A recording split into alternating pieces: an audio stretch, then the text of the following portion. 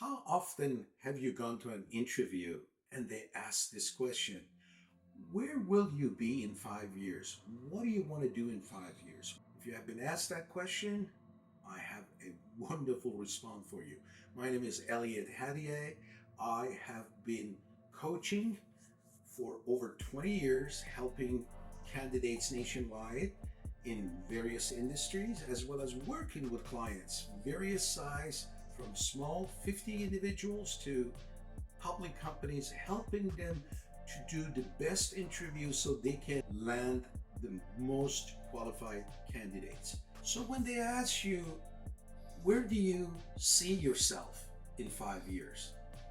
How do you respond to that? Well, let me give you some example. People who respond to that question by, I want to be in a management role. Let's say that this position is not the management. Even if it's a manager, I want to be in a director role, a VP role. And then the clients call me and say, well, G. Elliot, the guy was terrific, but, he wants to jump into a higher position. And that's not what I'm looking for.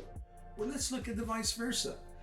I have candidates who interviewed and have said that I will be happy to stay in the same role and do the same position for sometimes. And then they call me, said, not enough ambitious for me. There wasn't enough ambitious in this guy. And we want somebody who's more ambitious. Well, what am I going to say? If you say, I want to be going up, they're saying it's too aggressive. So how do we handle that to the best of our capabilities? Well, if they ask me, this is what I would tell them. If they ask me, what's your goal in 5 years? Where do you want to be in 5 years? I would say something like this. I would say that if you look at my background and based on my previous employers, what I have noticed is that I have been with companies who promote within the company and they would look at you to go up the ladder. And I have the education, the know-how, the experience, the skill sets that if I join a company that promotes from the within, I would love to go up the ladder and help. On the other hand, I have been with other corporations that they brought me in because they wanted to bring some stability into the role that I interviewed for. So I was okay with that too. If I have to bring the stability, as long as you're happy, I'm happy in the role, I'm open to that as well. So honestly, in the past, I have always synchronized my goal with the company's goal. And I find out that's the best win-win solution for both sides. What are you telling them? You're telling them, I'm open to both, but you're not overzealous to say either of them.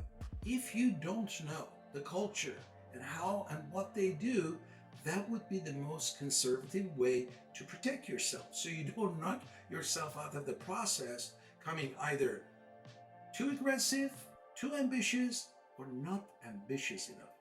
Listen, if you want to learn more about some of the key elements of your interviewing process, check my link. I am on YouTube, Instagram. Send me a message, and I would love to have a half an hour session with you to help you, whether you're at the beginning of the process, you're in the middle of the process, or at the end of your process of interviewing, which is the most important thing. Not everything could collapse when it comes to your benefits, your salary. Send me a quick message. I'll respond back to you, and we do a 30 minutes free consultation with each other.